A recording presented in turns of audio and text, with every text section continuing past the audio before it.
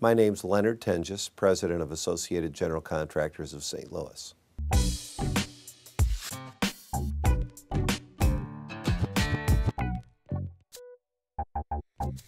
AGC of St. Louis represents commercial construction contractors in the St. Louis metropolitan area. We provide legislative advocacy, safety training, professional development, labor relations, and networking opportunities for our members. The role of the contractor in building St. Louis has really changed over the years as different delivery styles of construction have changed. Our contractors have gotten more involved really in everything from ideas about what projects should be developed, the actual construction, collaborating with governmental agencies, community groups, financial organizations to make sure that the projects that people dream about actually get financed and built.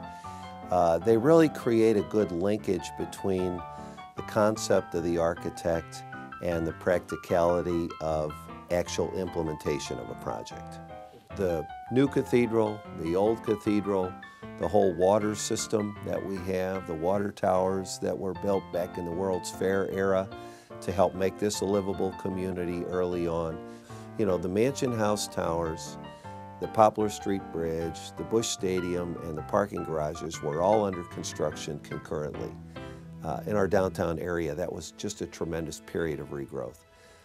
Fast forward to the 80s when we had the second phase of that with the convention center and some of the other hotel work downtown. I think most of our real recognizable structures are really in a very tight-knit area around the arch.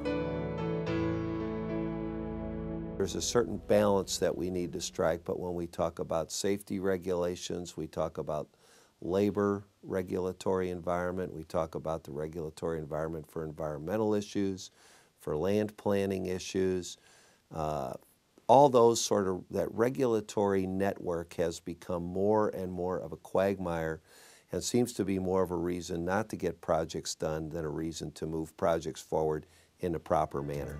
It takes more and more creativity to try to put the financial model together that the owner can get what they need, the banks can get the security they need, and we actually can get something built. So the contractor role has changed out of just the design, bid, build world into more of a get into the concept, get into the planning, work with owners and architects more closely to try to help projects become reality, put the financing together, work through the regulatory environment, and make it all happen.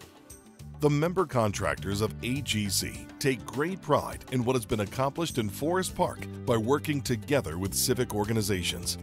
I think the wonderful thing about Forest Park is that it was really developed in two phases. There was the leadership in St. Louis at the time when Washington University was being built, the World's Fair was here, the Olympics were here. That golden era in the 1890s, early 1900s was just a tremendous time for the city, and that the folks who ran St. Louis at that time understood that we had the opportunity to build Forest Park. There's so many remnants there of that golden era of St. Louis, the lagoons, the art museum, the pavilion. Those things are just wonderful remnants and reminders of what we were.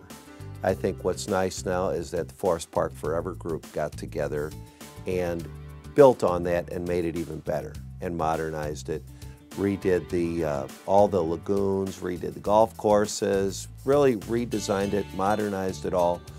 I think also the investment that people are making in the Zoo Museum District has helped that also, so that we've been able to retain and maintain that park.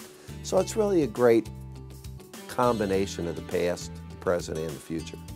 We do have the basic fundamentals here to continue to grow, not go backwards, not shrivel up and die, but just continue that good methodical growth that I think people in St. Louis respect and enjoy.